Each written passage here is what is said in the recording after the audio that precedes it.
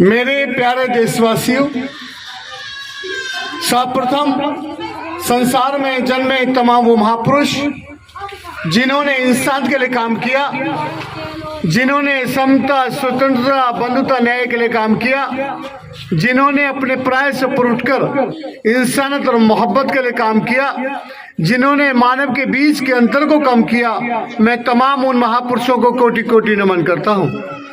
मेरा नाम उमेश है। मैं कस्बा बुगरासी, जिला बुलंदशहर, उत्तर प्रदेश का रहने वाला हूँ। फिल्म इंडस्ट्री में कैमरामैन डायरेक्टर रहा हूँ, लेकिन 18 साल तक लगातार मैं भारत के संविधान की वकालत गली में, बस में, ट्रेन में, कलेक्ट्रेट में, तहसील में, चौराहे पर, चौपालों पर मैं करता रहा हूँ। ये जिम्मेदारी भारत की सरकार की थी कि भारत के संविधान का प्रचार प्रसार करते, लेकिन उन्होंने ये जिम्मेदारी नहीं निभाई, क्योंकि सरकार में संविधान विरोधी लोग रहे और संविधान विरोधी लोग संविधान का प्रचार क्यों करते। ये जिम्मेदारी मेरी थी कि संविधान के बल पे मैं पढ़ लिख के आगे बढ़ा, इस लायक हुआ कि आज मैं बीच चौराहे पे बोल सकता हूँ। तो संविधान की वकालत करने के लिए हम में से ही किसी को आगे आना होगा। मैं पिछले 18 सालों से लगातार ये काम करता रहा हूँ और मैं भाई चंद्रशेखर आजाद का साथी हूँ। उनकी आजाद समाज पार्टी काशीराम का मैं पूर्णकालिक फुल टाइम प्रचारक हूँ और मुझ पर जिम्मेदारी है जिला हापुड़ में जितने भी गांव हैं सब में बूथ कमेटी गठित करना और लोगों को पार्टी के उद्देश्य, उनकी विचारधारा से अवगत कराना और भाई चंद्रशेखर आजाद जो संघर्ष कर रहे हैं समाज के बीच में, उनके संघर्ष को लोगों तक पहुंचाना, ये मेरी प्राथमिकता है। क्योंकि मैं जानता हूं जब कभी हमारे समाज के पास रहने के लिए अच्छे मकान नहीं होते थे, खाने के लिए भी अन्न नहीं होता था, पेट कमर से लगे होते थे, ऐसी स्थिति में हमारे बुजुर्गों ने अनपढ़ होते हुए हमारे लिए संघर्ष किया और अपनी आजादी को छीन के प्राप्त किया। लेकिन हमारे रहते हुए इस देश में संविधान का शोषण लगातार 75 वर्षों से सरकार में बैठे लोग कर रहे हैं।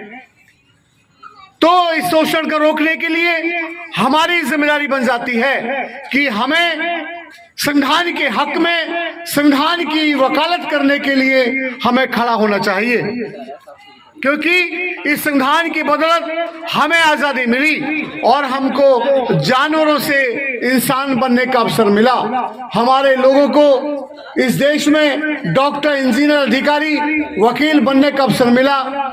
इस देश में प्रधान, चेयरमैन, विधायक, एमएलसी, लोक एमपी और राज्यसभा में जाने का अवसर मिला। ये संविधान की बदौलत मिला। लेकिन उत्तर प्रदेश की गवर्नमेंट इस प्रदेश में 27,564 स्कूल बंद करने का निर्णय लेती है और पूरे देश में कोई भी पार्टी उनके खिलाफ खड़ी नहीं होती है। लेकिन आजाद समाज पार्टी और भीम आर्मी के लोग उत्तर प्रदेश के हर जिला मुख्यालय पर जाते हैं और वहां पर ज्ञापन देते हैं मुख्यमंत्री को, राज्यपाल को, राष्ट्रपति को, प्रधानमंत्री को। ऐ मेरे देश के लोगों, सत्ता में बैठे लोग इंसान को इंसान से लड़ाते हैं, धर्म और जाति के नाम पे हमारे बच्चों को मरवा देते हैं, पाखंड, अंधविश्वास के का प्रचार करते हैं, लेकिन संविधान का प्रचार नहीं करते। संविधान की वकालत के लिए, संविधान की रक्षा के लिए इस देश में भाई चंद्रशेखर आजाद सड़क से लेकर संसद तक दहाड़ते हैं। भाई चंद्रशेखर आजाद हर शोषित, पीड़ित, गरीब, लाचार के अधिकारों के लिए लड़ाई लड़ते हैं। इस देश में मनीषा वाल्मीकि हत्याकांड होता है, उसका बलात्कार किया जाता है। इस देश में बिहार में लाख निकालने वाली मशीन में एक मजदूर को डाल दिया जाता है। इस देश में एमपी में ग्वालियर में हाई कोर्ट का जजमेंट आने के बाद कि बाबा साहब की मूर्ति लगनी चाहिए, लेकिन वहां की बार काउंसिलिंग के चंद लोग, मनुवादी मानसिकता के लोग बाबा साहब की मूर्ति लगाने का विरोध करते हैं। तब कि उसी बाबा साहब के बल पे वो वकील बने हैं, उसके बावजूद भी विरोध किया जाता है। इससे उनकी मानसिकता का पता चलता है। उसी हाई कोर्ट में अगर मनु की मूर्ति लग सकती है, जिसने अमानवीय व्यवस्था बनाई थी, लेकिन मानवीय व्यवस्था बनाने वाले बाबा साहब की मूर्ति का विरोध किया जाता है। इससे आपको उनकी मानसिकता का पता चलता है। कोई पार्टी आगे नहीं आती। भीम आर्मी, आजाद समाज पार्टी के लोग आगे आते हैं, वहां पे आंदोलन करते हैं, सरकार को 1 महीने का अल्टीमेटम देते हैं और प्रशासन के लोग कहते हैं हमें 1.25 महीने का टाइम दीजिए, हम मूर्ति को वहां स्थापित कर देंगे। बिहार में जो हमारा बौद्ध मठ है, उस पर मनुवादियों का कब्जा है। घर हमारा और कब्जा मनुवादियों का, ये गलत है। अगर आपके घर में कोई दूसरा घुस जाए तो उसका विरोध आपको करना चाहिए। लगातार हमारे बौद्ध भिक्षु विरोध करते रहे, लेकिन सरकार में बैठे लोग उनका साथ नहीं दिए और उनके आंदोलन को खत्म कर दिया। भीम आर्मी ऐलान करती है और बौद्ध मठ को हासिल करने के लिए संघर्ष करना शुरू करती है।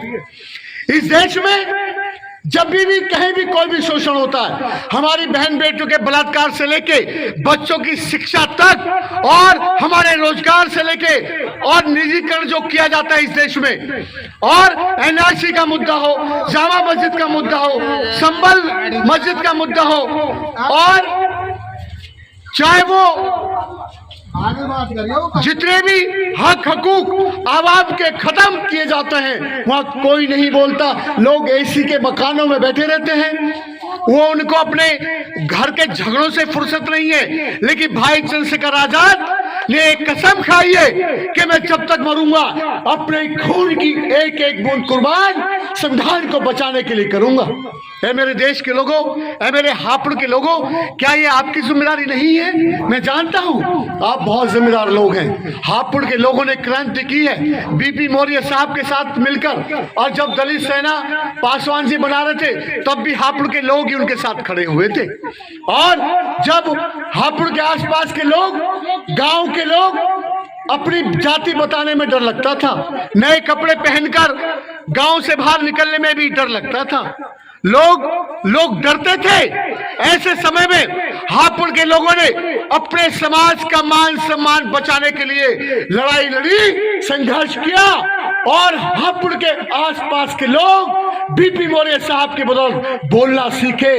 बीच चौराहे पर हमने भी पूरे देश में अपनी बात को रखा है, चाहे बिहार हो, बंगाल हो, उड़ीसा हो, चाहे महाराष्ट्र हो, गुजरात हो, हरियाणा हो, पंजाब हो, मैं सब जगह गया हूं। हमने बस में, ट्रेन में, कलेक्ट्रेट में, तहसील में, चौराहे पर, हर जगह अपनी बात की है, बीच चौराहे पे की है और चमार कह के बात की है। ये भाई चंद्रशेखर आजाद और बीपी मौर्य साहब की बदौलत है। आपने देखा इटावा में हमारे समाज के लोगों ने विरोध कर दिया कलश यात्रा का, क्योंकि उन्होंने 14 अप्रैल बाबा साहब की जयंती निकालने का विरोध किया था। ये साहस, ये जज्बा पैदा कब हुआ? जब भाई चंद्रशेखर आजाद आपके बीच में पैदा हुए। ये आपके लिए फक्र की बात है और आपके खुशी की बात है। एक नेता मर जाए तो दूसरा नेता पैदा नहीं हुआ समाज में, लेकिन एक नेता मरने की पहले भाई चंद्रशेखर आजाद खड़े हो गए। नगीना जीता है, अब हापुड़ भी हम जीतेंगे। और हापुड़ के लोग ये साबित करेंगे कि वो इस क्रांति में है या नहीं है। मैं ये मीटिंग समाप्त करने के बाद बूथ कमेटी हाँ बनाऊंगा। जितने भी बूथ हैं, 4 हो, 5 हो, 6 हो, मुझे हर बूथ पे 10 लोग अपना नाम नंबर देंगे और इस वहां पर प्रचार प्रसार करेंगे। हर महीने में मीटिंग होती है, बूथ कमेटी के अध्यक्ष को उस मीटिंग में आना होगा, अपनी जेब से पैसे खर्च करने होंगे। जिस दिन चुनाव होगा उस दिन अपने घर से खाना खाना होगा। अगर आप प्रत्याशी का खाओगे तो फिर तुम्हारी कोई लड़ाई नहीं लड़ेगा।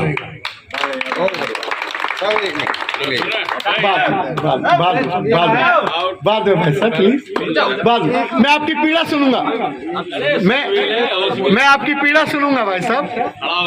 मैं आप ही के लिए आया हूँ। हमारे समाज के लोगों को टारगेट किया जाता है। निकम्मे निकृष्ट भ्रष्ट लोग जो हैं, हमारे समाज में जो जागरूक लोग होते हैं, उन्हीं के कंधे पे हाथ रखते हैं। हाथ रख के फ्री की दारू से पिलाते हैं। फिर 4 दिन जब फ्री की पीता है, पूरी जिंदगी अपने बच्चों का भविष्य पीता है, अपने बच्चों के मकान पीता है, अपने बच्चों की शिक्षा पीता है, अपनी बीवी का सुख चैन पीता है और समाज में अपना सम्मान पी जाता है। ये पीड़ा है मुझे कि मेरे समाज के लोग इस नशे से ऊपर उठ जाएं।